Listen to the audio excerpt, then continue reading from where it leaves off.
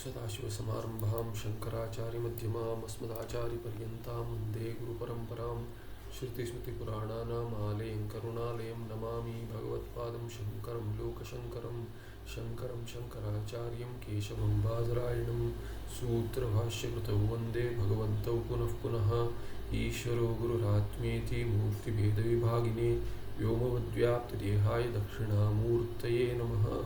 श्रीचित् नित्यं स्वप्रकाश व्यापकर्णाधिष्ठान बुद्धि बुद्धि बुद्धेर्दृक्यत्वं पारं सर्ववेदान्तवेद्यं प्रत्यक्परमः तदेवाहन्नमत्तो निश्चितामतिः। श्री गुरुभ्यो नमः। हाँ, ये एक टिप्पण देखना था यहाँ पे बृहद्वार्तिका। यहाँ पे मैंने बताया था कि ये यहाँ पे अच्छा शब्द नहीं है, तो वही शब्द है पुण्यस्त्री गमनम यथा, तो ये शब्द तो क्रॉस चेक कर लिए, ठीक था।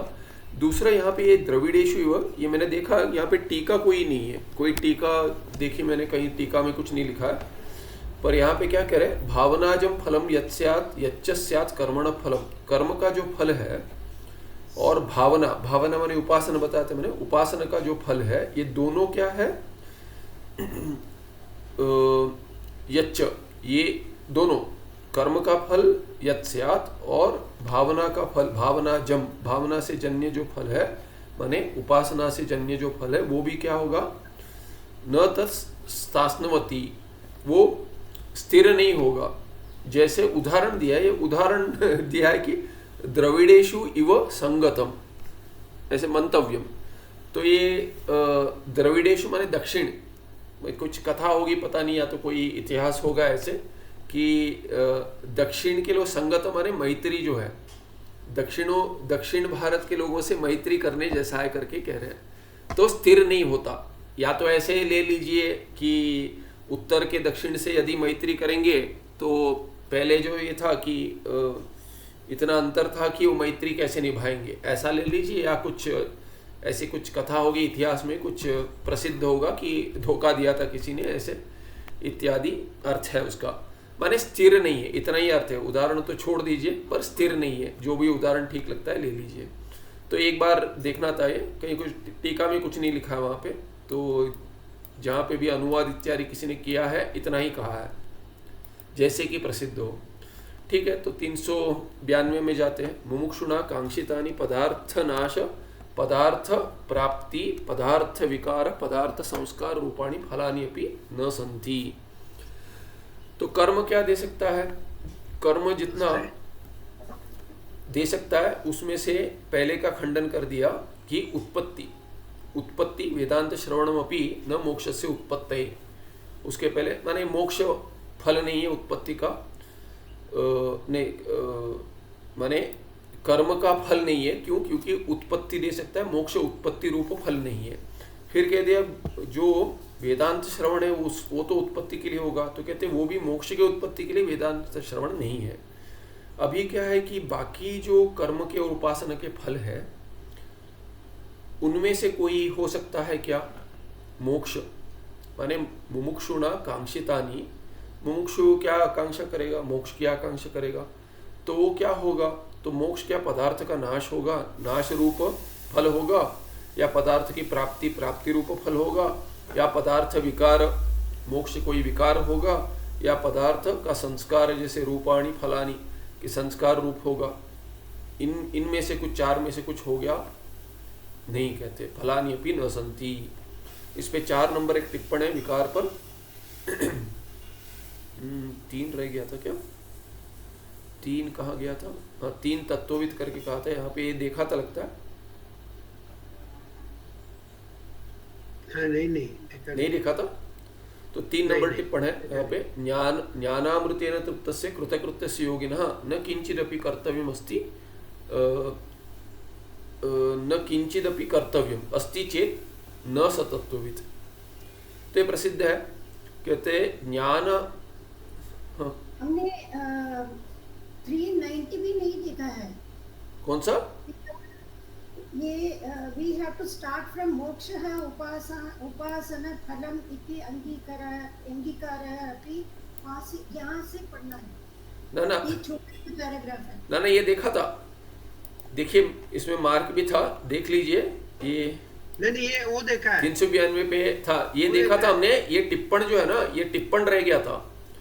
क्या? ये पंचविधा देखा था, ये भूल गए होंगे टिप्पण तो, में- उत्पत्ति, आपत्ति, विकार, संस्कार, नाश। ये देखा था। हाँ ये देखा था, तो इसके पीछे क्या रह गया? उस टिप्पणी में नंबर 1 का वो हाँ, टिप्पण- एक पद छोड़ दिए थे आप बस। हाँ टिप्पण बताया मैंने, अभी समाप्त किया, इस पार्ट में ही किया मैंने। हम्म, टिप्पण में कितना इतना ही देखना था कि ये कह दिया मैंने, आप अभी आने से पहले अभी वही हुआ था कि ये पण्यस्त्री गमनम का जो मैंने कहा था वही अर्थ है।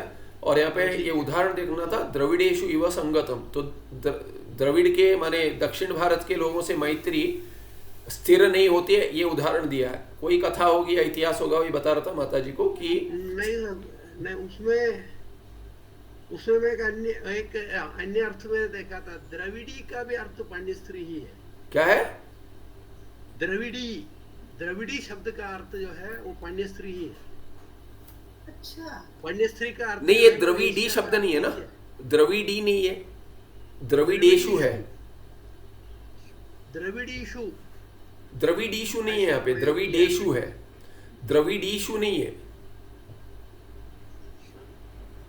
तो शायद उसका भी ऐसे ही अर्थ नहीं, जहाँ मैंने जितना आप देख लीजिए एक बार, ये नैष्कर्म्य सिद्धि जितना आपके पास अनुवाद मिलता है देख लीजिए, यहाँ पे कोई शब्दकोश में द्रविड़ी शब्द का अर्थ मैंने ढूंढा था। नहीं, द्रविडी शब्द नहीं है ना, पर आता तो द्रविड़ी एक दिख गया मुझे नहीं नहीं, आपने देखा ठीक है, पर ये द्रविडी शब्द नहीं है। आप पाठ भेद होगा तो देख लीजिए, तीसरे अध्याय में 93 है, तो ये जो है ना, ये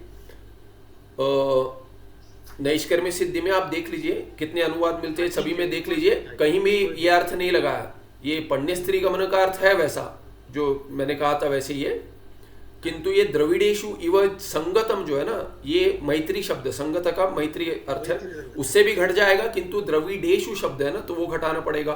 द्रविडीशु नहीं है। और द्रविडीशु कहेंगे आप तो बहुवचन क्यों देंगे? उदाहरण में जो बहुवचन दिए है तो बहुवचन घटेगा नहीं, क्योंकि एक से घट जाएगा तो। पर ये क्या है कि कोई इतिहास में कोई प्रसिद्ध है, तो वहाँ भी कहते हैं कि मैत्री, दक्षिण भारत में मैत्री स्थिर नहीं है, ऐसा इन्होंने अर्थ लगाया है। मैंने 2-3 पुस्तक देखे, स्वामी परमार्थन जी ने भी ऐसी अर्थ लगाया, पर वहाँ पे कोई टीका नहीं है, तो कोई मदद नहीं मिलती। तो कोई इतिहास में प्रसिद्ध घटना होगी जिससे द्रविडेशु व संगतम करके कह दिया उन्होंने। ठीक है, चलिए वो उदाहरण है, पर इतना ही है कि अर्थ क्या है, उदाहृत में अर्थ क्या है, उदाहृत में स्थिर नहीं है, कर्म का फल स्थिर नहीं होगा, नित्य नहीं होगा, अनित्य होगा, उतना ही है अर्थ।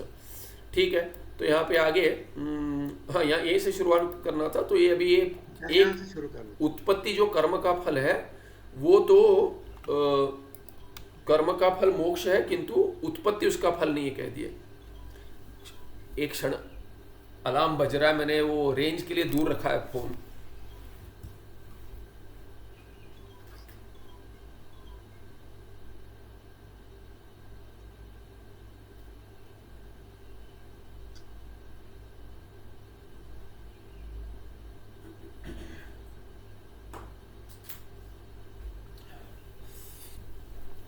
कुछ तो पुराना अलार्म ऑन हो गया था। हाँ, तो यहाँ पे क्या कह रहे हैं कि मोक्ष का उत्पत्ति आदि फल है, क्षमा कीजिए, कर्म का। तो ये मोक्ष यदि फल होगा कर्म का, तो उत्पत्ति होगा, या तो विकार होगा, या तो संस्कार होगा, या तो नाश होगा, इत्यादि जो फल बताए थे यहाँ पे 390 में जो कह रहे थे उसके पहले। ये जो 390 में उत्पत्ति, आपत्ति, विकार, संस्कार, नाश, ये 5 ही कर्म फल दे सकता है, उसको छोड़कर कुछ नहीं दे सकता। तो उत्पत्ति का निराकरण कर दिए। मोक्ष कर्म का फल क्यों नहीं है, या उपासना का फल क्यों नहीं है? क्योंकि उत्पत्ति होती नहीं है मोक्ष की, ये बता दिया। वेदांत श्रवण से भी मोक्ष की उत्पत्ति नहीं होती। तो अभी आपत्ति, विकार, संस्कार, नाश, ये 4 क्यों ना हो? मोक्ष आपत्ति होगी, प्राप्ति होगी, मोक्ष की प्राप्ति, विकार रूप प्राप्ति, संस्कार रूप प्राप्ति, या नाश रूप प्राप्ति, इनमें 4 में से कुछ होगा तो मोक्ष कर्म का फल होगा। तो अभी कह रहे हैं कि वो मोक्ष कर्म का फल या उपासना का फल इसलिए नहीं है क्योंकि चारों भी नहीं है। मुमुक्षु को ये चारों में से कुछ नहीं चाहिए। पदार्थ का नाश अपेक्षा नहीं करता है, पदार्थ के नाश की अपेक्षा नहीं करता है मुमुक्षु, ना ही पदार्थ की प्राप्ति की, न पदार्थ के विकार की, और ना ही पदार्थ के संस्कार रूप फल की। ये देख रहे थे। पर इससे पहले एक 3 नंबर टिप्पण रह गया कह रहे थे, तो 3 नंबर टिप्पण तत्वविद पर है। तो यहाँ पे टिप्पण है तत्वविद कौन है, कहते ज्ञान अमृतेन तृप्तस्य, ज्ञान अमृत से जो तृप्त है उसी को कहेंगे तत्वविद। तत्वविद को ज्ञान का अमृत प्राप्त हो गया, उससे वो तृप्त हो जाता है।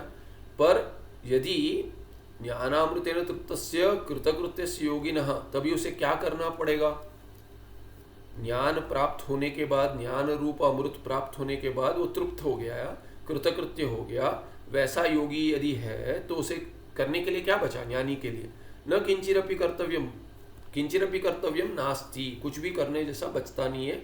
यदि है, यदि कहता कि करना है, कर्तव्यम अस्ति चेत न स तत्वविद, तो वो तत्वविद नहीं है। तत्वविद होगा तो कर्तव्य नहीं होगा, कर्तव्य होगा तो तत्वविद नहीं होगा। ये श्लोक कह रहा है विज्ञात ब्रह्म तत्वस्य बहुरीय विज्ञातम ब्रह्म तत्वम ब्रह्मण तत्वम येन, ब्रह्मण तत्वम ब्रह्म तत्वम, और विज्ञातम ब्रह्म तत्वम येन स ब्रह्म तत्वः तस्य विज्ञात ब्रह्म तत्वस्य विशेषेण ज्ञात, विशेषेण ज्ञातम ब्रह्म तत्वम ब्रह्मण तत्वम येन, वो क्या है, विज्ञात ब्रह्म तत्व हो गया, माने ज्ञानी। यथा पूर्वम न संसरति, संसृति यथा पूर्वम न भवति, पहले जैसा संसरण नहीं होगा उसका, ये चाहिए वो चाहिए, पहले जैसे था वैसा ही नहीं रहेगा। अस्ति चेत, यदि संस्कृति होगी, अस्ति चेत न स विज्ञात ब्रह्म भावः बहिर्मुखः। संस्कृति क्या होती है, बहिर्मुखत्व, बाहर ये करना है वो करना है, कर्तव्यता ही है। यदि बहिर्मुख होगा वो, तब वो क्या है कि विज्ञात ब्रह्म भाव नहीं होगा। सह, ये भी बहुरी है, विज्ञातम विज्ञात ना, ये तो ब्रह्म भाव करके दे दिया, विज्ञात ब्रह्म, तो विज्ञातम ब्रह्म भाव ये न, ऐसे होगा, विज्ञातः होगा, ब्रह्म भाव, ब्रह्मणा भाव, ब्रह्म भाव माने ब्रह्मत्वम, ब्रह्मत्वम पता गया, तस्य भावत्व तलु, ब्रह्म भाव कहिए ब्रह्मत्व कहिए, एक ही अर्थ है। तो विज्ञातः, क्योंकि ब्रह्म भाव पुल्लिंग है, ब्रह्मणा भाव ब्रह्म भाव षष्ठी, फिर विज्ञातः ब्रह्म भाव ये न, जिसने ब्रह्म का भाव जान लिया है, अपना स्वरूप जान लिया है, तब उसको तत्वविद कहेंगे, विज्ञात ब्रह्म तत्व कहेंगे। उसकी यथा पूर्वम संस्कृति न भवति, उसकी संस्कृति वैसे नहीं होगी, माने बहिर्मुखत्व नहीं होगा।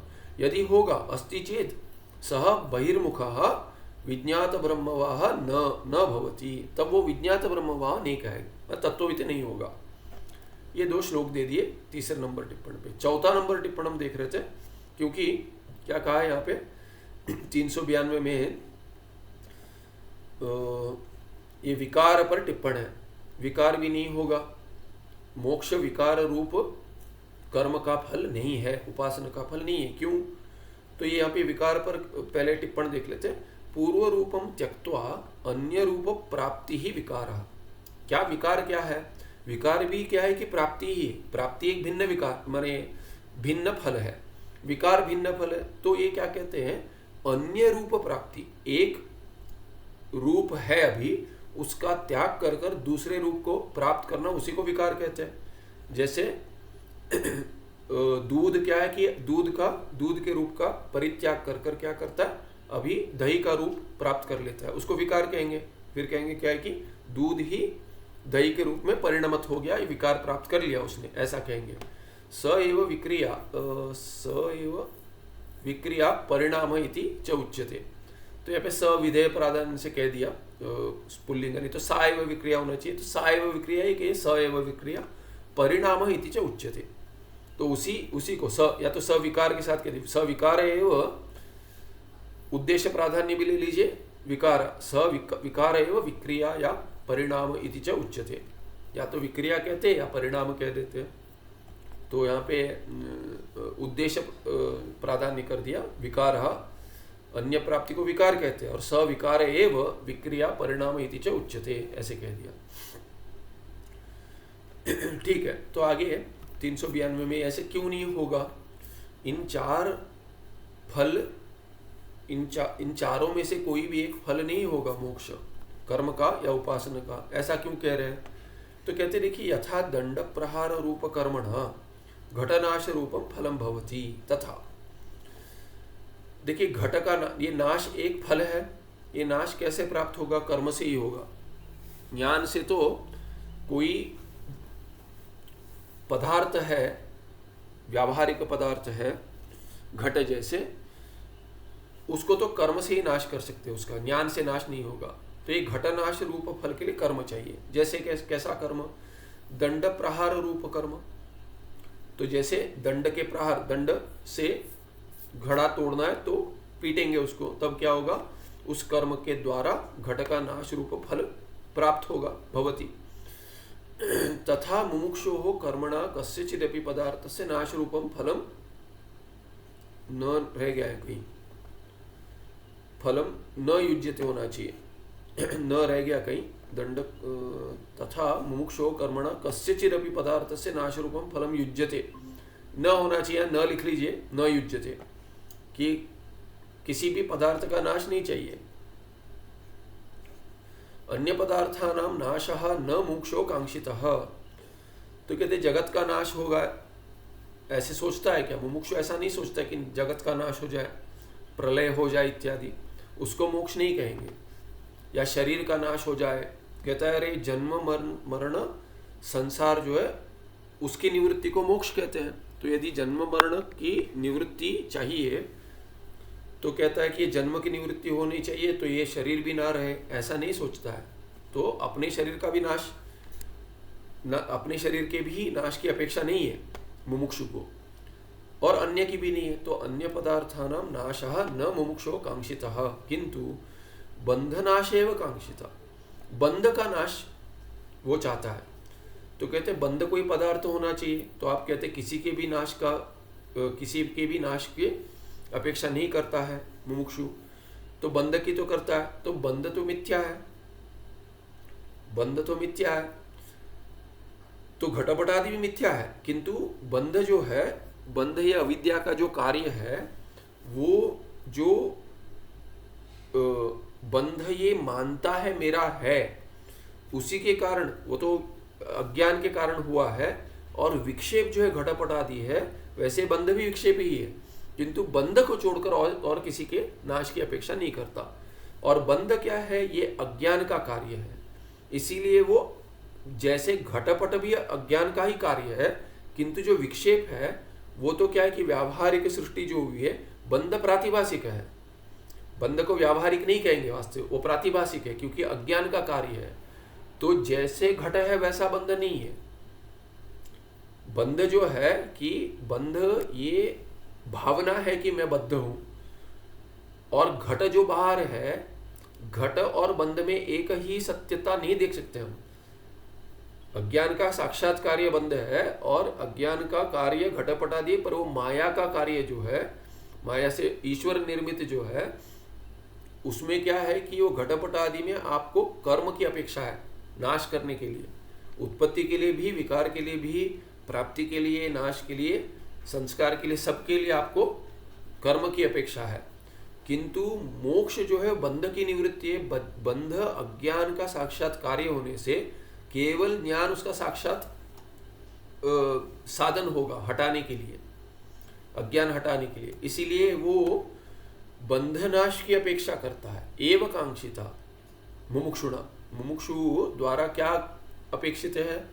आकांक्षा केवल बंधनाश की है, न कि घटपट आदि प्रपंच की, अन्य पदार्थ की। और सच बंध आत्मनि नास्ति, ये बंध का नाश चाहता है। वो बंध कहाँ पर है? वो तो आत्मा में वास्तविक नहीं है वो, किंतु मिथ्या आत्मनि प्रतीयते, आत्मा में उसकी प्रतीति हो रही है। जैसे ये बाहर प्रपंच में घटपट आदि है कहेंगे, या घटपट आदि प्रपंच है बाहर, ये तो बाहर है, वैसे बंध आत्मा में नहीं है। आत्मा में उसकी प्रतीति हो रही है कहेंगे। हाँ, आगे चलकर कहेंगे कि ये बंध हट जाएगा तो घटपट आदि जो प्रपंच बाहर है उसका भी नाश अपेक्षा नहीं करेगा, नाश की अपेक्षा नहीं करेगा मुमुक्षु। वो कहेगा कि ये बाहर जो मिथ्या ही है, बाहर जो घटपट आदि प्रपंच है उसका नाश नहीं, बाद हो जाएगा। अज्ञान का नाश और प्रपंच का बाद अपेक्षित है, तो दोनों में अंतर है। नाश की अपेक्षा नहीं कर रहा है वो, अज्ञान के नाश की अपेक्षा कर रहा है।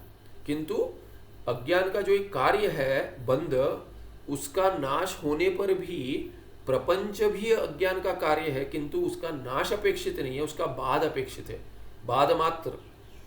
इसीलिए कहते सच बंध आत्मनि नास्ति किंतु मिथ्या आत्मनि प्रतीयते, साच मिथ्या प्रतीति ही कर्मणा न नश्येत। ये जो मिथ्या प्रतीति है वो तो कर्म से नहीं जाएगी। तो अभी कहेंगे अरे घटपट आदि जो प्रपंच बाहर है उसका भी बाद अपेक्षित होगा, नाश नहीं है, बाद अपेक्षित होगा, तो वो भी अज्ञान का कार्य, तो उसको भी आप मिथ्या प्रतीति होने के कारण उसको भी ज्ञान से हटा दीजिए। तो हम कहते मानते हैं, हम भी मानते हैं घट जो है घटपट आदि प्रपंच का यदि बाद अपेक्षित है वो तो कर्म से नहीं होगा, वो तो ज्ञान से ही होगा। प्रपंच का भी बाद ज्ञान से ही होगा, जैसे बंध का बाद ज्ञान से होगा। किंतु घटपट आदि प्रपंच में घट को यदि तोड़ना है, पट को नष्ट करना है, नाश करना है, तो उसके लिए कर्म की अपेक्षा, वो ज्ञान से नहीं होगा। ज्ञान से घट का नाश नहीं होगा, ज्ञान से पट का नाश नहीं होगा, उसका बाद होगा। तो इसीलिए कह रहे बंध को यदि आप वैसे ही मान ले अज्ञान का कार्य है जैसा व्यावहारिक प्रपंच है घटपट आदि, तो भी सभी के बाद के लिए आपको ज्ञान की अपेक्षा है। अज्ञान के कार्य के सभी के बाद के लिए वो घटपट आदि प्रपंच होने दीजिए, माने सत्यता बुद्धि हटाना, और बंध का भी बाद माने बंध सत्य नहीं है, ये मिथ्या है, उसको हटाने के लिए आपको केवल ज्ञान काम करेगा। किंतु यदि नाश करना है, बंध का तो नाश नहीं करना है, आपको नाश करना है, यदि घट का नाश करना है, पट का नाश करना है, या बुलडोजर बाबा चलाएंगे, कुछ मठ का नाश करना है, कुछ बांधा है उसको उसका नाश करना है, तो उसमें ज्ञान काम नहीं आएगा, तो वहाँ पे तो बुलडोजर चलाना ही पड़ेगा। तो वहाँ कर्म से ही होगा, जो कर्म से होगा वो नाश तो कर्म से ही होगा। इसीलिए कह दिए साच मिथ्या प्रतीति ही कर्मणा न नश्येत, कर्म से मिथ्या प्रतीति का नाश नहीं होगा, वो तो ज्ञान से ही होगा। आत्म याथार्थ्य ज्ञानेन एव मिथ्या प्रतीति ही नश्येत। आत्म याथार्थ ज्ञान यथा है, जैसे है, आत्म पदार्थ जैसा है वैसे ही ज्ञान जब होगा तो उसको यथार्थ ज्ञान कहेंगे। यथार्थ ज्ञान को के भाव को क्या कहेंगे? याथार्थ ज्ञानम। तो किसका? आत्मा का। तो आत्म याथार्थ्य ज्ञान जो याथार्थ्यम, यथार्थ का भाव याथार्थ्यम, तो आत्म याथार्थ्य ज्ञानेन एव मिथ्या प्रतीति ही नश्येत। मिथ्या प्रतीति का नाश तो किससे होगा? केवल आत्म के यथार्थ ज्ञान से होगा। तस्मात् मुमुक्षु, यथार्थ ज्ञान क्यों कहा? क्योंकि आत्मा के ज्ञान की भ्रांति बहुतों को है कि आत्मा ऐसे है वैसे है, कहीं ज्योति रूप प्रतीति होती है, कहीं आज्ञा चक्र में दिखेगा, कभी कभी कहीं स्वामी जी पढ़ाते समय कहते थे कि किसी की भ्रांति होती है कि ब्राह्मी मुहूर्त में क्यों उठते हो? सुबह ब्रह्म मुहूर्त में उठकर ध्यान करते क्योंकि कहीं ज्योति रूप में आत्मा दिख जाएगा। तो बोलते हैं ज्योति रूप में दिख जाएगा ठीक है, कोई चक्र का दर्शन हो जाएगा वो भी ठीक है, पर वो आत्मा नहीं है। ऐसे आत्मा की भ्रांति बहुत हो गई, इसलिए आत्मा यथार्थ ज्ञान नहीं है वो।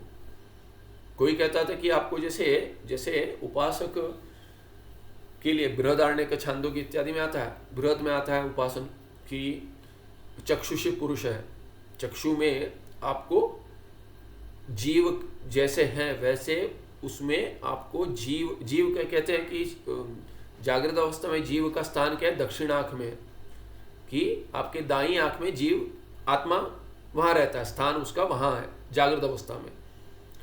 फिर आगे वो स्वप्न में और सुषुप्ति में कहते हैं पूरी तत्व नाड़ी में चला जाता है इत्यादि। तो ऐसे जो कथन हुआ है, ये उपासना के लिए जो कथन हुआ है कि दक्षिण आंख में आपको दिखना है, वास्तविक जीव की प्रतीति वहाँ पे होनी चाहिए, ऐसा नहीं है कि कोई कहता है अरे जीव की माने प्रतीति नहीं, जीव का दर्शन होगा। कोई मान लेता है कि अरे किसी ने कहा था मुझे पहले तो आपको महावाक्य से पहले आपको जीव का दर्शन दक्षिण आंख में होना चाहिए। तो मतलब ये कहाँ क्या क्या भ्रांति होती है कि स्वयं अभ्यास करते हैं पढ़कर। देखिए उपासना जो है, ये उपासना श्रौत उपासना कम हो गए, श्रौत उपासना यदि किसी से प्राप्त भी होते, गुरु से कोई करता होगा तो उनसे प्राप्त होगा। नहीं तो क्या है कि भाष्य आदि से, आचार्य से अर्थ पता चलता है, पर वास्तविक उपासना संपूर्ण वहाँ नहीं दी है। उसका कथन कैसे है, वो कहीं और होगा। कर्मकांड में यदि वो कर्म का अंग होगा, कर्मांग उपासना होगा तो कर्म के साथ जानना है। यदि कर्मांग उपासना नहीं होगा तो भी उसको क्या है, केवल उपासन जो करते हैं उनसे प्राप्त होता है। सभी कुछ नहीं दिया होता है कि कैसे करना है, संप्रदाय से प्राप्त होता है। वो श्रौत कर्म ही नहीं रहे, श्रौत कर्मांग उपासना भी उतने नहीं रहे, तो उपासना भी जो केवल उपासना है वो भी उतने नहीं रहे। और यदि है तो वो भी क्या है कि ऐसे पढ़कर नहीं प्राप्त होते। तो इसीलिए किसी ने कोई पढ़ लिया कि ऐसे दर्शन होता है जीव का, तो मान लिया कह रहे ऐसे मेरा ही दर्शन होना चाहिए, मुझे अपना ही दर्शन अपने आप को होगा दक्षिणाक में। ये कैसे होगा, बाहर से होगा, दर्पण में देखेंगे कि भीतर से होगा, ये सब क्या है कथन। इसका निराकरण कर दिया है कि ब्रह्मसूत्र में इसका निराकरण होता है कि वो दर्शन वास्तविक किसका होता है। तो इत्यादि कोई कहता है कि वो बाहर कुछ है उसकी प्रतीति होनी चाहिए।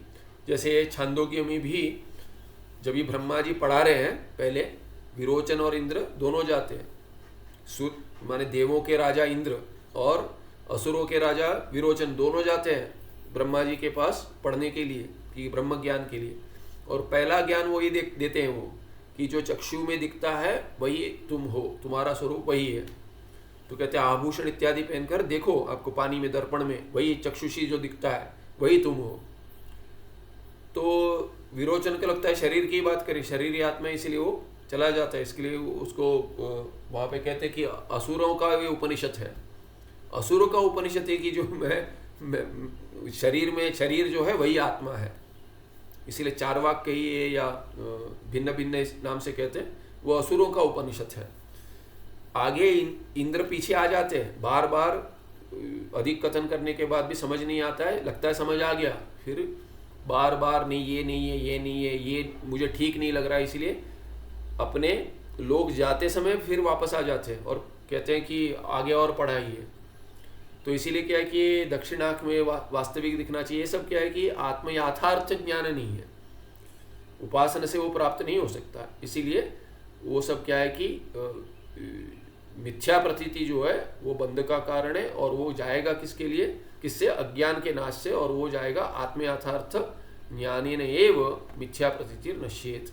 तस्मात् मुमुक्षो पदार्थ नाश रूपम कर्म साध्यम फलम नास्ति।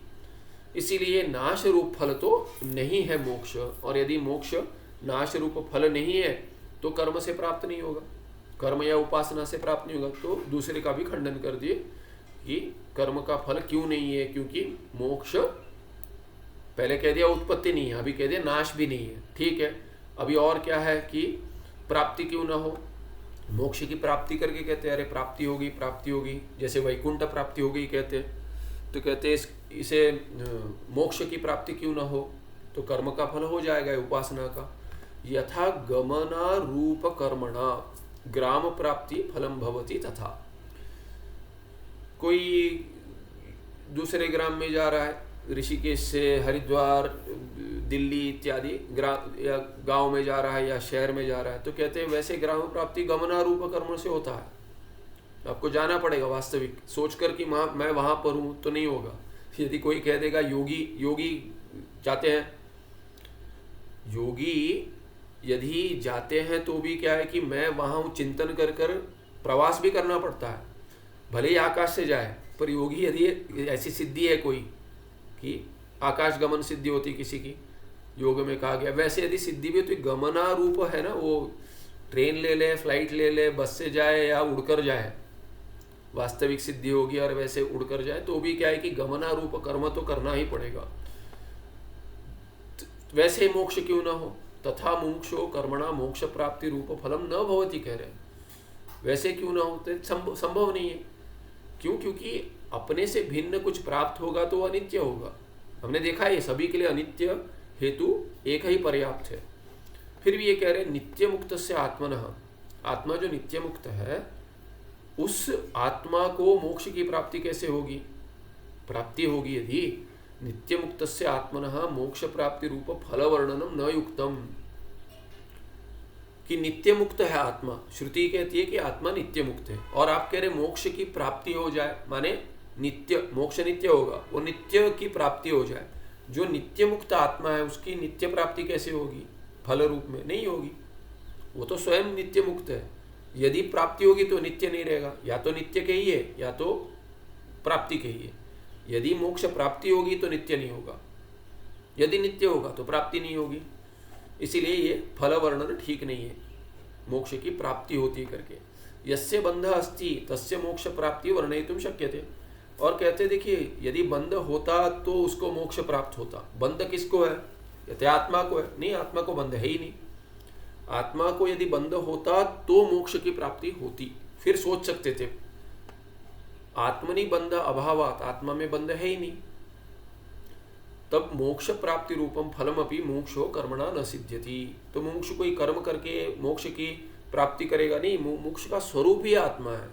तो मुमुक्ष यदि, मुमुक्षु कौन है? कहेगा अरे मैं मुमुक्षु हूँ, मैं प्रमाता हूँ, करता हूँ, ऐसा जो मुमुक्षु है यदि मानेगा मोक्ष इच्छु, वो कहेगा मैं शरीर इत्यादि उसके साथ कर्म करूँगा। सूक्ष्म शरीर से मैं मानसिक उपासना कर्म करूँगा, स्थूल शरीर से बाकी कर्म करूँगा, इत्यादि कर्म से मेरा जो स्वरूप आत्मा है उसकी प्राप्ति होगी। वैसे कैसे प्राप्ति होगी? आत्मा तो, तुम्हारा स्वरूप यदि आत्मा है तो वो नित्य है। तो किसी से भी जुड़कर तुम कर्म करोगे, सूक्ष्म शरीर से जुड़कर या स्थूल शरीर से उपासना करोगे, कर्म करोगे, तो भी अपने स्वरूप की प्राप्ति नहीं होगी। वो तो नित्य है, वो नित्य प्राप्त ही है। तो नित्य प्राप्त से प्राप्ति कथम भवति? कर्मणा न भवति, ज्ञानेन एव भवति। यथा, अभी आगे कहते चलिए, तो फिर ये कहेंगे क्या है कि विकार कर देंगे, मोक्ष विकार होगा क्या? कहते यथा पाक रूप कर्मणा तंडुलस्य ओदनात्मक रूप रूपांतर प्राप्ति ही रूपांतर प्राप्ति रूप विकार। तो ये एक रूप से दूसरे रूप में जाना, रूपांतर माने क्या? अन्यत रूपम, रूपांतरम, उसकी प्राप्ति हो जाने दीजिए। जैसे उदाहरण दिया, तंडुल है, उसका ओदन रूप में, तो हिंदी में क्या कहेंगे? चावल, और ओदन को कहेंगे पका हुआ चावल, भात कहते हैं। तो अंग्रेजी में तो राइस और कुक्ड राइस कहना पड़ेगा, दूसरा शब्द नहीं है, राइस बोलते। तो ये तंडुल माने कच्चा चावल और ओदन माने पका हुआ भात। तो ये पाक रूप से सिद्ध होता है, वो तो कर्म है। सोचेंगे कि ये बन जाए भात तो नहीं होगा, तो इसलिए उसको उबालना पड़ेगा, पानी में डालना पड़ेगा, उबालते पानी में। तो पाक रूप कर्म से जो तंडुल का ओदन आत्मक माने ओदन रूप से परिणाम जो होता है, उस प्राप्ति को विकार कहते हैं। वैसे जो पाचक से फलम सिद्ध्यति, तो ये किसको मिलेगा? पाक रूप कर्म करेगा पाचक, उसको ये फल मिलेगा कि ये तंडुल बन जाएगा ओदन। वैसे वो कुछ करेगा तो आत्मा, मुक्त आत्मा में बद्ध आत्मा मुक्त आत्मा बनेगा क्या? विकार, बद्ध आत्मा है अभी वो कुछ कर्म करेगा, उससे क्या हो जाएगा कि बद्ध आत्मा बन जाएगा, उसका रूप परिवर्तन हो जाएगा और बन जाएगा मुक्त आत्मा। ऐसा क्यों ना हो? तो कहते तथा मुमुक्षो कर्मणा विकार रूप फलमपि न युज्यते, वो भी ठीक नहीं है। विकार रूप भी प्राप्ति नहीं होगी मोक्ष की। क्यों? मोक्ष विकार रूप फल नहीं होगा। क्यों? निर्विकारत्वाद आत्मा, आत्मा निर्विकार है, उसका कोई विकार कहाँ से होगा? श्रुति कहती है आत्मा निर्विकार है, उसमें कोई विकार नहीं हो सकता। और विकार होने के लिए क्या है कि आपको अवयव भी चाहिए। आत्मा निरवयव है, उसमें अवयव नहीं है, विकार कहाँ से होगा? यह आत्मनि प्रथमं बंधम अंगीकृत्य पश्चात मोक्ष दशायाम चतुर्भुजत्वादि विलक्षण रूप प्राप्ति अंगीकरोति तस्य मते। कहते कोई मत है कैसे मोक्ष की प्राप्ति क्या होती है? अभी तो आपके पास 2 हाथ है ना, बाद में 4 मिल जाएंगे, ये मोक्ष होगा। तो बोलते अभी 2 हाथ से खा रहे हैं, बाद में 4 हाथ से खाएंगे। आते हैं दोनों, वास्तविक एक ही हाथ से खाना चाहिए। वास्तविक एक हाथ से दूसरा हाथ नहीं लगाते, दूसरा हाथ अलग रखते हैं, वो लग भी गया तो उसको धोते हैं। तो ये एक हाथ से खाते हैं, तो बोलते हैं आप 4 हाथ से खा पाओगे। 2 हाथ से खाने वाले उनको 4 की अपेक्षा है, या माने 4 की है ना। एक कुछ ये कहते कि ये ब्रह्म इत्यादि देवता, ब्रह्मादि देवता है, ये सब देवता कैसे बने? कर्म कर ही बने हैं। तो 4 और चतुर्भुजत्वादि कह दिया। किसी को इच्छा होगी अरे नहीं ऐसे कि कहीं 10 हाथ होते, वैसे वाले 10 हाथ क्या 10 मुख भी हो सकते हैं, रावण कहलाएंगे। रावण कह लेंगे 10 मुख ले लीजिए, 10 सिर थे वैसे, तो वो सब कर्म से प्राप्त होता है, हम मानते हैं, ठीक है, पर वो मुक्ति नहीं है, वो मोक्ष नहीं है। हाँ, अधिक पदवी, अधिक भोग कर पाएंगे, ठीक है, एक साथ 4-4 काम कर पाएंगे, ठीक है, एक या तो कि कुछ कुछ पकड़ लेंगे, एक इसमें शंख है, दूसरे इसमें गदा है इत्यादि, हाँ, युद्ध में काम आएगा, पर उससे अधिक कुछ नहीं होगा, मुक्ति नहीं है। यह आत्मनि प्रथमम बंधम अंगीकृत्य कृत्य मानता है। क्या मानता है? उनके पक्ष में क्या है कि मत में आत्मा पहले बद्ध होता है, फिर कैसे मुक्त होता है? पश्चात मोक्ष दशायाम, फिर मोक्ष दश में क्या होता है? मोक्ष जब प्राप्त होता है कर्म से, तभी क्या होता है? चतुर्भुज इत्यादि ऐसे विलक्षण रूप, ऐसी प्राप्ति होती है। तो ये रूप परिवर्तन हो गया ना, विकार हो गया, तो ऐसे इसको मोक्ष कह देंगे। वो मोक्ष नहीं है। तस्य मते अन्य रूप प्राप्ति रूप विकार मुमुक्षो हो कर्मण फलम भवेत, उसके लिए ठीक है, उनके मत को छोड़ दिए, वो मोक्ष मान लीजिए। न बुद्धि भेदम जनयेत, उनको रहने दीजिए उसमें, आप अपनी बात कीजिए, आपको क्या चाहिए। नहीं नहीं, उनके मत में ऐसा आ रहा है, उनका मत में ऐसा, आपको चाहिए क्या, वो वहाँ चले जाइए। आपको चाहिए क्या, वो 4 भुज चाहिए तो चले जाइए। यदि आपको वो वैसी मुक्ति नहीं चाहिए जो अनित्य होगी, जिसमें दुख की निवृत्ति न होगी, क्योंकि देखिए अभी तो कंधा दुख रहा है, एक हाथ दुख रहा है, बुढ़ापा आएगा दूसरा हाथ भी दुखेगा, बाद में 4 हाथ दुखेंगे, बताएंगे कि 4 में पीड़ा होगी। बोलते नहीं, देवताओं को पीड़ा नहीं होती। अच्छा ठीक है, देवताओं को पीड़ा नहीं होती, फिर भी उनको दूसरी पीड़ा होती है। तो 4 है और 2, किसी के और 2 हाथ देख लिया, अरे हमको 6 मिल जाए तो अच्छा है, तो और एक बंधन है। तो कहते हैं इसीलिए क्या है कि ना, अन्य रूप प्राप्ति विकार आपको चाहिए तो चले जाइए वहां पे, पर नित्य नहीं होगा। यदि नित्य चाहिए, वेदांतिक मुक्ति जो चाहिए वैसी वाली है जो श्रुति कहती है, वैसे नित्य मुक्ति चाहिए, वो तो ज्ञान से ही प्राप्त होगी। तादृश अन्य रूप प्राप्ति आत्मना न अंगीक्रियते, ऐसे प्राप्ति ही नहीं मानती, श्रुति में है ही नहीं, वो आत्मा की प्राप्ति नहीं, शरीर मिल रहा है उसको, वही एक जन्म है। अभी आप सोचेंगे कि आप ही का शरीर बदल जाएगा, ठीक है, वैसे भी हो सकता है, रावण का होता था। पूज्य स्वामी जी कहते थे कि रावण जो ही 10 मुख वाला था, सोचिए आप, कितना भी बड़ा उसका ये हो कि क्या हो, उसका जो ये है लंका कितनी भी बड़ी हो, फिर भी वो द्वार जो होगा, गेट भले ही बड़ा हो, किंतु क्या है कि उसके जो कमरे का द्वार होगा वो कितना चौड़ा होना चाहिए जाने के लिए, वो साइड में घूम कर जाना चाहिए उसको, होगा ऐसे नहीं जाएगा ना, वो घूम के जाएगा, ऐसे जाना पड़ेगा। तो वैसा नहीं था, वो जब इच्छा थी उसको दूसरे को डराने के लिए, 10 मुख थी उसके, 10 मुख प्रकट करता था। जब भी उसको इच्छा नहीं थी, जब भी अपने कमरे में रहता था तो 10 मुख लेके नहीं सोता था, वो एक ही मुख लेके सोता था, 10 से नहीं खाता था, एक ही से खाता था। तो इसीलिए क्या है कि हाँ, तब आप कह सकते कि वो शरीर परिवर्तन हो रहा है, विकार रूप हो रहा है, वो शरीर का, आत्मा का नहीं है। एक मुख से 10 मुख हो जाता है, एक 2 भुज से चतुर्भुज हो जाता है। जैसे अर्जुन ने कहा मुझे अभी डर लग रहा है विश्व रूप से, तो भगवान को ही कह दिया कि आप चतुर्भुज का दर्शन दे दीजिए मुझे, सौम्य रूप ही ठीक है, अभी ये सब उग्र रूप देखकर अभी उसी डर लग रहा है। तो इसीलिए उसने कह दिया कि 11वें अध्याय समाप्त होते होते उसने कह दिया कि ये दे दीजिए मुझे, थोड़ा आपके सौम्य रूप का दर्शन करा दीजिए। तो वैसे क्या है कि वो शरीर में बदलाव दिखा रहे भगवान, वहां पे भी क्या है कि शरीर के रूप में उसको प्रतीति हुई, वो विराट का रूप है करके हम समझते हैं उसको।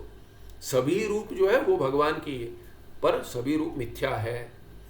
भगवान तो सच्चिदानंद स्वरूप है, आपको मुक्ति, आपको वो वैसे रूप तो प्राप्त नहीं होगा, चतुर्भुज प्राप्त हो जाए, 10 मुख प्राप्त हो जाए, किंतु क्या है कि ये तादृश अन्य रूप प्राप्ति आत्मना न अंगीक्रियते, शरीर से अंगीक्रियते, शरीर का होगा।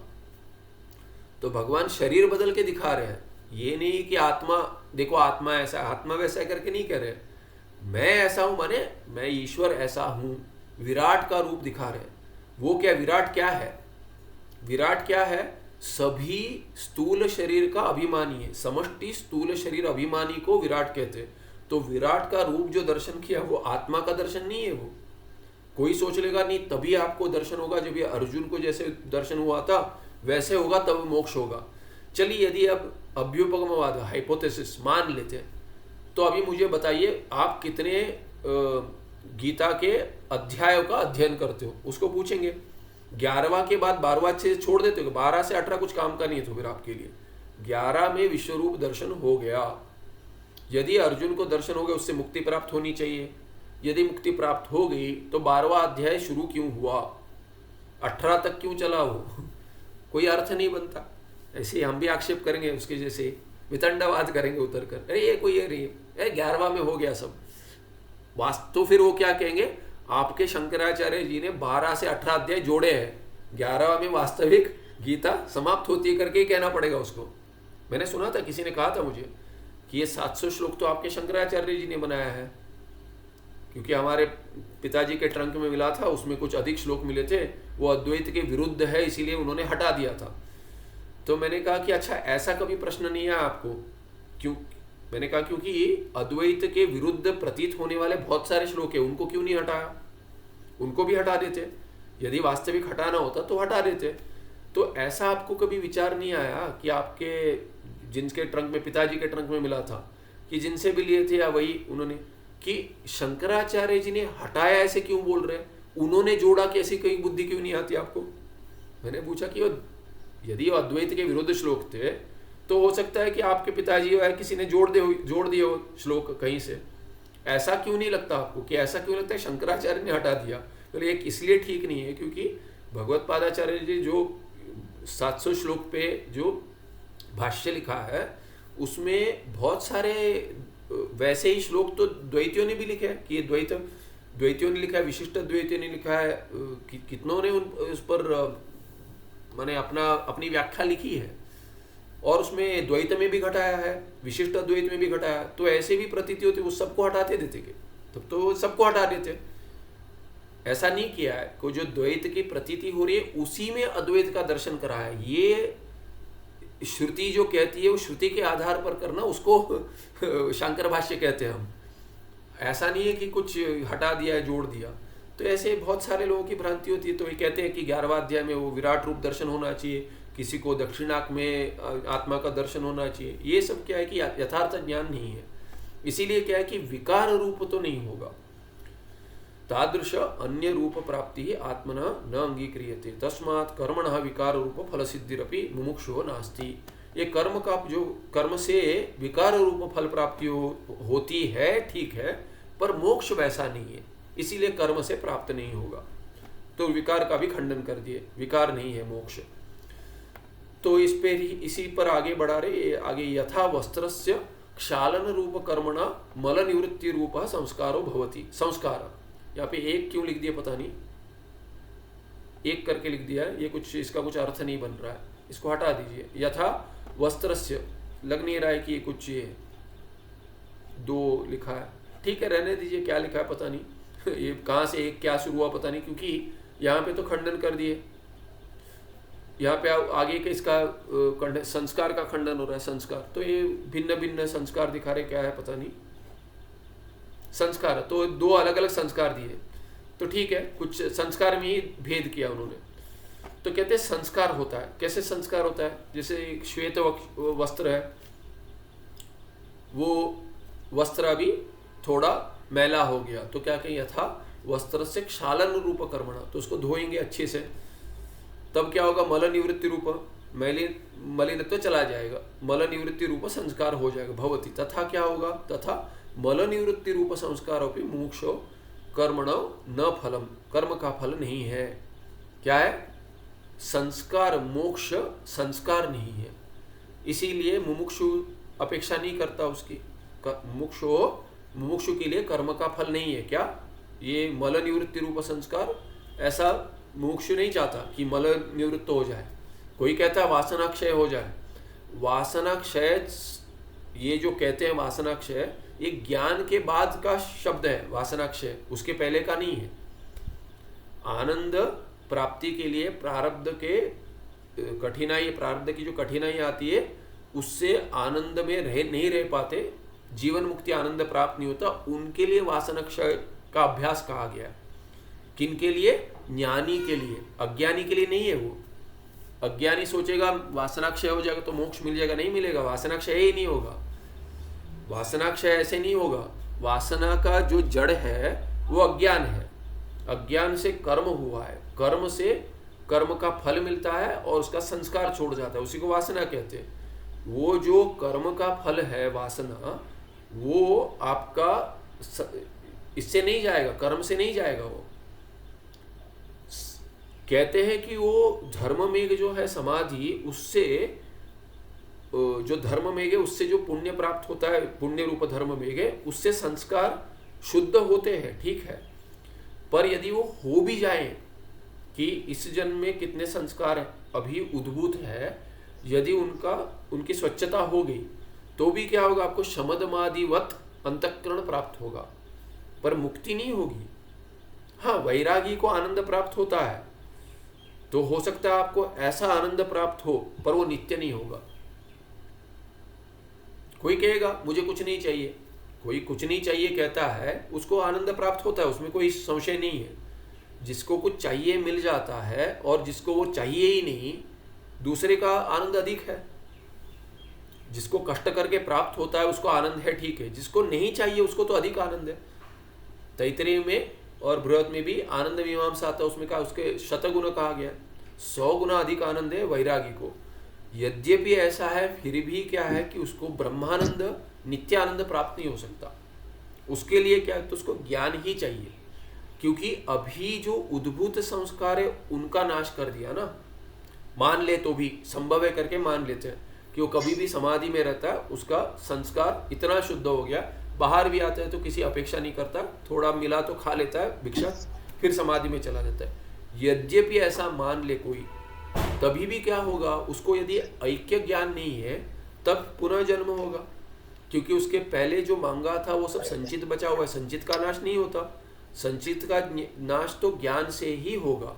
तो संचित कर्म जो बचा है वो अभी फिर प्रारब्ध बनेगा, अगला जन्म देगा।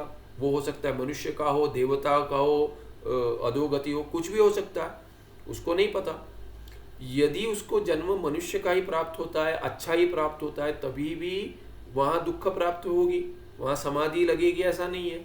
हो सकता है उसको अच्छे जन्म में भी पहले दुख प्राप्त हो। इसीलिए क्या है कि आनंद तो नित्य प्राप्त नहीं होगा, जन्म का नाश नहीं होगा, जन्म मरण संसार का नाश केवल वासना क्षय से नहीं होगा। हाँ, वासना क्षय की अपेक्षा है इसके लिए, क्योंकि जीवन मुक्ति आनंद ज्ञानी को यदि नहीं मिल रहा है, प्रारब्ध उतना तीव्र है, तो उसे समाधि का अभ्यास बताया, उससे वासनाक्षय मनोनाश कहते हैं। जीवन मुक्ति विवेक में आया है, भगवान विद्यारण्य ने कहा है। किंतु यहाँ ये सोच उदाहरण दे रहे, वस्त्र का क्षालन जैसे है वैसे आप संस्कार होगा, ऐसा नहीं है। यहाँ पे तो संस्कार का नाश नहीं कहा है, यहाँ संस्कार कहा है। तो संस्कार जो है शुद्धि हो जाएगी।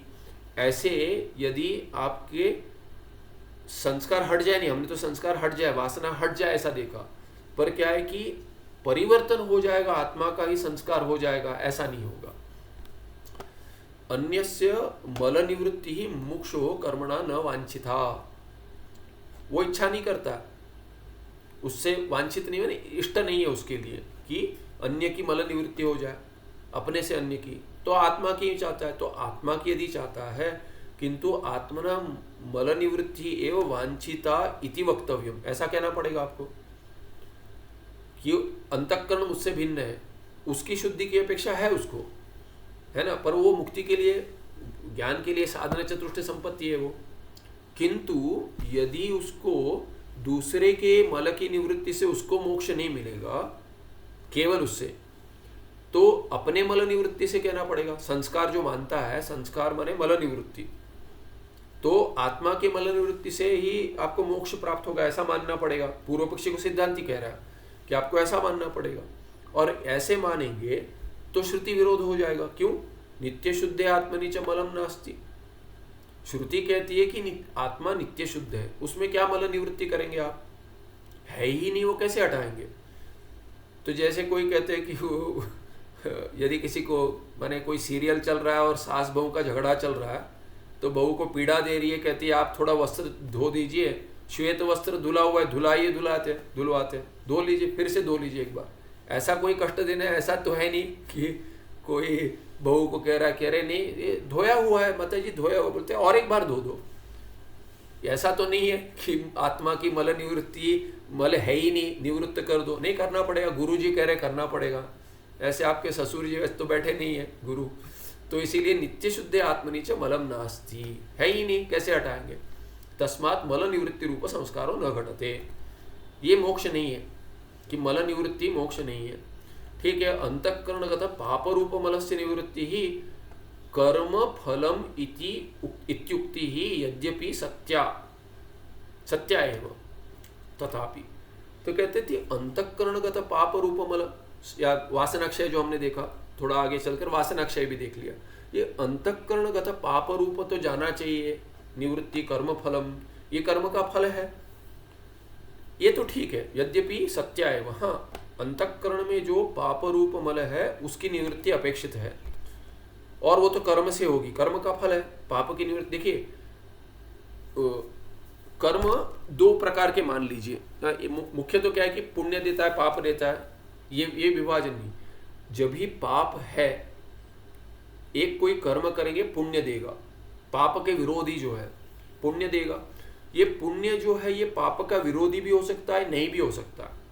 जैसे मैं स्वर्ग के लिए, स्वर्ग की कामना है मुझे, ठीक है, और कोई मैंने कर्म किया जो नरक का द्वार है, ठीक है, काम क्रोध लोभ मोह इत्यादि सब नरक का द्वार कहा गया, तो वैसे कुछ कर्म मैंने किए जो नरक को ले जाएगा, और मैं स्वर्ग की इच्छा रखकर कोई कर्म करता हूँ और स्वर्ग ले जाएगा, यदि मैंने वो कर लिया, तो वो स्वर्ग ले जाने वाला जो कर्म है उसका इस पाप के साथ कोई विरोध नहीं है। स्वर्ग ले जाने वाला कर्म जो है और नरक ले जाने वाला जो कर्म है, दोनों यदि किया है, एक ही जन्म में भी किया होगा, तो एक जन्म में तो प्राप्त नहीं होगा स्वर्ग और नरक। स्वर्ग कभी और प्राप्त होगा, नरक कभी और प्राप्त होगा। इसीलिए क्या है कि एक ही जन्म कितने सारे जन्म का कारण बन सकता है, एक ही जन्म का कारण नहीं बनता है, कितने सारे जन्म का कारण बनता है। एक ही जन्म और कुछ कुछ तो एक ही कर्म भी, जो पहले देखा है, एक कर्म बहुत सारे जन्म भी दे सकता है। यदि कुछ घोर अपराध किया है तो भोगने के लिए बहुत सारे जन्म लेने पड़ते हैं। अभी इस स्वर्ग प्राप्ति का जो कर्म है उसका नरक प्राप्ति कर्म के साथ विरोध नहीं है। तब क्या करना पड़ेगा आपको, प्रायश्चित कर्मों का विरोध है। प्रायश्चित कर्म होता है, दूसरा कर्म होता है प्रायश्चित कर्म। तो कुछ पता है कि ऐसा ऐसा कर्म किया है, या तो कुंडली में दिख रहा है, ज्योतिष में दिख रहा है, तब जाकर क्या करेंगे, या सिद्ध महात्मा कोई बोले आपका तो पाप दिख रहा है, ऐसा ऐसा पाप है, ये प्रायश्चित कर दीजिए, तभी वो प्रायश्चित कर्म जो श्रुति ने बताया है, धर्मशास्त्र ने, वो करेंगे तभी उसका विरोध होगा। नहीं तो वो पाप नहीं हटा सकते, किसी भी पुण्य से नहीं हटेगा वो। इसलिए यहाँ पे क्या कह दिया, ये अंतःकरणगत पाप रूप मलस्य निवृत्ति, वो कर्म फलम, प्रायश्चित कर्म फलम होगा, वो तो ठीक है। या अंतःकरणगत कोई और कुछ है कि काम क्रोध लोभ मोह है, तो वो किससे जाएगा, कर्म फल हो सकता है, सूक्ष्म से भी जा सकता है, जैसे उपासना से भी जाएगा। जैसे योग शास्त्र में आता है कि राग है, किसी के प्रति द्वेष है, तो द्वेष तो पाप रूप है, मन में द्वेष बैठा हुआ है, ये पाप का ही फल है। पहले कुछ पाप किया है, क्रोध बैठा है, क्रोधी है इत्यादि, तो अंतःकरण में जो है उससे विरुद्ध धर्म पर आप धारणा ध्यान समाधि ऐसे लगाएंगे, धारणा करेंगे उसी पे, गुण पे, अच्छे गुण पर करेंगे तो बुरे गुण का विरोध करेगा वो, तो इसीलिए अंतःकरण में सुधार आता है। तो ये कर्म फल है, हो सकता है उपासना का, उपासना माने ध्यान का भी फल है, ये सूक्ष्म कर्म का माने मानसिक कर्म का भी फल है। यद्यपि सत्या एव, वो यदि सत्य है तो भी क्या है, निवृत्ति सत्या एव, पाप रूप मलस्य निवृत्ति ही अंतःकरणगत जो है वो निवृत्ति सत्या एव, किससे, कर्म फल, कर्म का फल ये सत्य ही है। तथापि विचार्यमाणे, फिर भी विचार करेंगे तो क्या कहते हैं, विचार्यमाणे सती शानच, विचार करेंगे तो क्या होगा, शुद्ध अंतःकरण यह मुमुक्षुः, शुद्ध अंतःकरण बहुरी है, शुद्धम अंतःकरण यस्य, अंतःकरण नपुंसकलिंग है, शुद्धम अंतःकरण यस्य मुमुक्षोः, स मुमुक्षु क्या, शुद्ध अंतःकरण, शुद्ध अंतःकरण हो गया वो, जो मुमुक्षु है, तस्य अंतःकरणे न पापमस्ति। मुमुक्षु तो कह रहे, मुमुक्षु कह रहे हो और कह रहे हो कि उसके पाप के लिए कर्म साधन है, वास्तविक जो मुमुक्षु है, उत्तम अधिकारी मुमुक्षु जो है, उसके मन में पाप नहीं है, अंतःकरण में। वो काम क्रोध इत्यादि लेकर साधन कैसे करेगा? वो तो शमदमादि संपन्न है, तब जाकर वो मुमुक्षु बनेगा। तो कहते हैं उसके अंतःकरण में पाप नहीं है, एक। दूसरा क्या है, तो भी क्या है कि वो करेगा तो उससे मुक्ति प्राप्त नहीं होगी उसको। तस्मात् पाप रूप मलस्य निवृत्ति रूप संस्कार अपनी मुमुक्षु कर्मण न फलम। यहाँ पे मोक्ष करके नहीं करे, मुमुक्षु की अपेक्षा है क्या? मुमुक्षु की, वो मुमुक्षु बनने से पहले अपेक्षा थी, उसने कर लिया। अभी मुमुक्षु को उसकी अपेक्षा नहीं है कि वो हट जाए करके। एक ही ऐसे अर्थ कर दिए उन्होंने। अज्ञान से मलत्वे अपि, तो कहते हैं अज्ञान तो मल है ना, तो वैसे मल निवृत्ति तो अपेक्षा करते कि नहीं आप? पूर्व पक्षी पूछेगा कि अज्ञान मल है, आप कहते हैं मल रूप, मल की निवृत्ति को संस्कार कहेंगे। संस्कार मल की निवृत्ति है, यदि उसको संस्कार कहेंगे। अज्ञान भी मल है, अज्ञान की निवृत्ति की अपेक्षा है आपको, तो कहते हैं अज्ञान से मलत्वे अपि। हाँ मानते हैं अज्ञान तो मल है। तस्य आत्मवृत्तित्वे अपि, और ये मल कहाँ पर है, अज्ञान कहाँ पर है? अज्ञान आत्मा में है, हमारे पास दूसरा कोई पदार्थ नहीं है, एक ही है आत्मा। कहाँ अज्ञान? आत्मा में है। तस्य आत्मवृत्तित्वे अपि, आत्मवृत्तित्व आत्मा में है, आत्मा में है, आत्मा में, आत्मवृत्ति माने आत्मनी वृत्ति, आत्मा में है वो। फिर भी क्या है, तस्य निवृत्ति कर्मणा न संभवती। तस्य निवृत्ति, तस्य कस्य? अज्ञानस्य, अज्ञान की निवृत्ति। यदि अज्ञान मल है, हर मल की निवृत्ति कर्म से नहीं होगी। अज्ञान जो मल है उसकी निवृत्ति तो कर्म से नहीं होगी, वो तो ज्ञान से होगी। यतः अज्ञान से ज्ञानमेव विरोधी न कर्म। हम ये पहले देखा था, अज्ञान का जो कार्य है कर्म, वो अज्ञान का विरोधी कैसे होगा? जो अज्ञान का कार्य है वो अज्ञान का विरोधी नहीं होगा। ज्ञान और अज्ञान में विरोध है। वृत्ति रूप ज्ञान जो है वो केवल अज्ञान का विरोधी है, न कर्म। तस्मात् मुमुक्षुः कर्मणः मल निवृत्ति रूप संस्कार न फलम। इसीलिए मुमुक्षु के लिए कर्म से मल की निवृत्ति रूप संस्कार ये फल हो जाए, ये अपेक्षा नहीं है मुमुक्षु के लिए। आगे और एक संस्कार बताते हैं, यथा कौसुंभ जले मज्जन रूप कर्मणा वस्त्रे रक्तवर्ण रूप गुणोत्पत्ति रूप संस्कार फलम भवति। तो कहते हैं कोई माने वस्त्र को संस्कार करते हैं, श्वेत वस्त्र है उसको कषाय करेंगे, तो कषाय वस्त्र करते हैं। तो सन्यासी श्वेत वस्त्र लेकर कषाय वस्त्र, कषाय रंग डालते हैं, या कोई और भी डाइंग ले लीजिए, कोई भी डाई करते हैं। तो कहते हैं वैसे डाई में कौसुंभ जल में मज्जन रूप कर्मणा, डुबवा देते हैं वस्त्र को, उसका वस्त्र का रक्तवर्ण परिणत हो जाता है, रक्तवर्ण हो जाता है, लाल रंग हो जाएगा। तो लाल रंग देंगे, उसका संस्कार कहेंगे। तो वस्त्र का संस्कार करना पड़ता है। संस्कार कहते हैं, वास्तविक क्या है कि ये गेरू जो कषाय रंग जो डालते हैं सन्यासी श्वेत वस्त्र लेकर करते हैं, तो उसको घिसना पड़ता है। जैसे वो घिसते घिसते घिसते नामस्मरण करते, ये श्रवण इत्यादि कर से करते, तो वस्त्र के संस्कार के साथ अंतःकरण का भी संस्कार होता है कहते हैं, तो इसीलिए वो करना चाहिए कहते हैं। तो वैसे क्या है कि ये वस्त्र का रंग परिवर्तन होता है, उसको संस्कार कहेंगे। वो संस्कार फलम भवति, केन भवति, कर्मणा भवति। मज्जन रूप कर्म, उसको डुबाएंगे, उस रंग वाले पानी में डुबाएंगे, तब जाके संस्कार होगा। तो कर्म से होगा, वो तो अभी इच्छा मात्र से ज्ञान से तो नहीं होगा। तथा मुमुक्षुः कर्मणा गुणोत्पत्ति रूप संस्कारो न सिद्ध्यति। ऐसे रक्तवर्ण गुण उत्पन्न हो जाएगा, वैसे मुझ में मोक्ष रूप गुण, मुक्त गुण उत्पन्न हो जाएगा, ऐसा नहीं है, न सिद्ध्यति। अन्यत्र गुणोत्पत्ते है वर्णयितुम अयुक्तत्वाद आत्मनि एव गुणोत्पत्ति वर्णनीय। दूसरे में तो उत्पन्न नहीं होना चाहिए, मोक्ष गुण कहाँ उत्पन्न होगा? मुक्त गुण कहाँ, मुक्तत्व करके गुण उत्पन्न हुआ कहाँ होगा?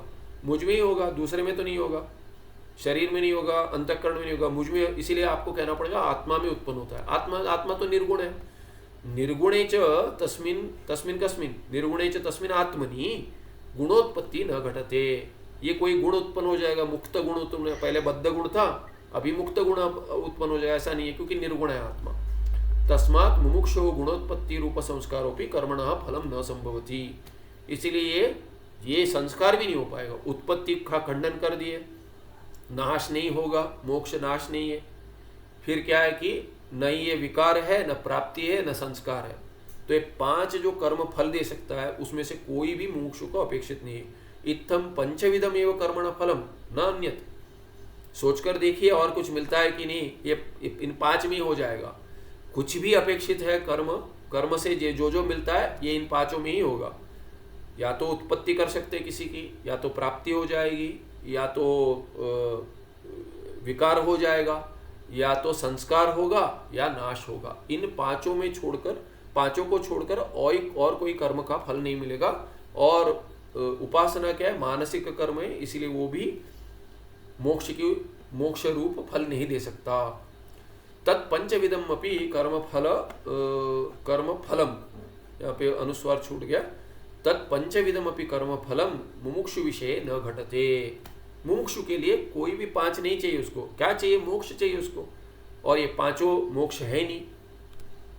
तस्मात् मुमुक्षु कर्म परित्यज्य, इसीलिए क्या करता है मुमुक्षु, क्या है, संन्यास ले लेता है। मुमुक्षु कर्म परित्यज्य ज्ञान साधन श्रवणे एव प्रवर्तते। श्रवण में ही प्रवर्तन होता है उसका, प्रवृत्ति कहाँ है, श्रवण करेगा, ज्ञान के लिए करेगा, न कर्म करेगा। हाँ, श्रवण के लिए क्या, अभी कोई कहेगा अरे श्रवण भी कर्म है, श्रवण कर्म है, ठीक है, कैसा कर्म है, श्रवण ज्ञान उत्पत्ति के लिए कर्म है, मोक्ष के लिए नहीं है। श्रवण कर्म है, हम मानते हैं श्रवण कर्म है, सुनता है ना, कर्म ही है। पर वो अरे आंख खोलता है, मैंने आंख खोलने का कर्म किया करेंगे, उससे मुझे रूप का ज्ञान प्राप्त हो, ऐसा कोई नहीं कहता। आंख खोलने से क्या है कि प्रमाण से प्रमेय का संबंध होने के लिए। ज्ञान भी कैसे है, श्रवण से जो ज्ञान उत्पन्न होता है उसका भी साधन क्या है कि मुझे कान खोलकर सुनना पड़ता है। भगवान कृष्ण अर्जुन को बहुत बार कहते हैं श्रुणु श्रुणु सावधानेन श्रुणु इत्यर्थ। श्रुणु माने क्या है कि वो सुन ही रहा है, फिर श्रुणु क्यों बोलते हैं, जो सुन रहा है उसको जब बार बार कहेंगे ना, हमारे जैसे कुछ कह देंगे कोई सुन रहा है और कहेंगे अरे सुनो सुनो, अरे सुन रहा हूं ना, गुस्सा आ जाता है। अभी अब तक क्या मैं कान बंद करके बैठा हूं कहेंगे। अर्जुन ऐसा नहीं कहता, क्योंकि उसको पता है क्या कि ये थोड़ा विशेष कुछ बता रहे हैं, कि इसीलिए फिर भी भगवान को पता है ध्यान भटकता है, इसीलिए समाप्त कर दिया। फिर कच्चित त्वया श्रुतम करके पूछा कि मैंने जो कहा कुछ तो सुना कि नहीं सुना तुमने, कुछ समझ में आया मैंने जो कहा 700 श्लोक से पहले थोड़ा, कि कुछ सुना, कुछ समझ में आया। तो कहता है कि हाँ, क्या समझ में आया, आप जो कहेंगे वही करूंगा, वो समझ में आया। क्या समझ में आया, आप जो कहेंगे वो करूंगा मैं, ये समझ में आया। तो इतना कहने के बाद ऐसा ज्ञान प्राप्त हुआ है। तो यही है। तो अभी करना क्या है, आगे पूछें करना क्या है बताइए। ये हो गया समाप्त। तत्पंचविधम कर्म फलम मुमुक्षु विषय न घटते, उसके लिए नहीं है। इसीलिए क्या है कि वो ज्ञान साधन श्रवण जो है ये करेगा, तो उसको क्या कहें, आप जो कहेंगे वही। तो उपनिषद में क्या कहेंगे, श्रोतव्य मंतव्य निधिध्यासितव्य, वो करो, तो वो कर्म है। हाँ कर्म है, क्यों, कान खोलना पड़ेगा, कान खोलकर सुनना पड़ेगा और विचार भी करना पड़ेगा। वास्तविक श्रवण क्या है कि सुनना, ये लिटरल अर्थ है उसका, श्रु धातु बैठा है, इसीलिए वास्तविक क्या है कि विचारात्मक है। प्रमाण प्रमेय निवृत्ति रूप श्रवण मनन उसका स्वरूप है श्रवण का। और मनन से क्या होता है, फल क्या है, एक में प्रमाण संशय निवृत्ति होती है, दूसरे में प्रमेय संशय निवृत्ति होती है, निधिध्यासन में निष्ठा प्राप्त होती है, विपरीत भावना की निवृत्ति होती है। इसीलिए वो उतना करना पड़ेगा, पर वो मोक्ष नहीं देगा, माने कर्म मोक्ष नहीं देगा, उससे ज्ञान प्राप्ति होगी। ज्ञान मोक्ष का साधन है। इसलिए ज्ञान साधन जो है वो श्रवण करो, श्रवण के लिए कर्म करो। ये वो प्रवर्तते माने प्रवृत्ति तो है, वो निवृत्त कहाँ से होता है, कर्म से निवृत्त होता है, वैदिक कर्म से, और जो धार्मिक कर्म है उससे निवृत्त होकर क्या करता है, वो श्रवण में प्रवृत्त होता है, माने श्रवण रूप भी कर्म करता है वो, पर उससे वो ज्ञान का साधन है, न कि मोक्ष का। ज्ञान साधने प्रवर्तते श्रवणे न तो कर्मणि न तो उपासने, ऐसा अर्थ लेना चाहिए। ठीक है, इसके आगे क्या है, ये एक पंक्ति समाप्त कर देते। उपासनम अपि मानसम कर्म, ये देखा हमने, उपासना तो मानस कर्म है, इसीलिए कर्म यदि साधन नहीं है मोक्ष का तो मानस कर्म भी नहीं होगा। तस्मात् तन निराकरणे पृथक युक्ति ही न उक्ता, इसीलिए उपासना के निराकरण के दूसरी युक्ति नहीं कह रहे, कर्म में जो युक्ति है वही लग जाएगी। उदाहरण सब वही होंगे। एवं एवंच केवलम कर्म वा उपासनम वा न मोक्ष कारणम किंतु ज्ञानम एवं मोक्ष कारणम। अभी क्या है कि ये केवल कर्म नहीं होगा तो उपासना भी नहीं होगा, तो दोनों मिलके होगा क्या? नहीं होगा। यदि एक साधन नहीं है दो में से तो दोनों मिलके कहाँ से होगा? पहले देखा हमने, वो ऐसा नहीं है कि ये 5 उंगलियों से एक एक से नहीं हो रहा तो मुट्ठी बना लिए, वैसा नहीं है। ज्ञान के साधन है, एक ही साधन है मोक्ष के लिए। ठीक है, इससे 352 हो गया। अगले पाठ में आगे का देखेंगे। सुखम नित्यम सप्रकाशम व्यापकं नाम रूपयो अधिष्ठानं बुद्धे बोध्यम बुद्धेर्दृक्यत्व निर्मलम अपारम सर्ववेदांत वेद्यम प्रत्यक परम तदेव हन्नमत्वन्यति में निश्चिता मति। वैसे जब से वो नीलम माता जी ने कहा था कि वो आगे क्या करना है, इसके बाद कहा था नैष्कर्म्य सिद्धि। नैष्कर्म्य सिद्धि कर पाए नहीं कर पाए, पर यहाँ कुछ कुछ देखिए। पहले टिप्पण में एक श्लोक हो गया आपका, ये टिप्पण में यहाँ पे आया था। टिप्पण में कहाँ आया था? वो पिछले पन्ने पे, वहाँ पे वो ये हो गया, ये 393 हो गया नैष्कर्म्य सिद्धि का। क्यों हो गया? क्योंकि इस पे टीका नहीं है। वो सोच रहा है टीका नहीं, इस पे टीका के साथ करने की इच्छा थी, पर ये टीका नहीं है इस पे, इसलिए ये हो गया श्लोक। चलिए, नमस्ते, धन्यवाद।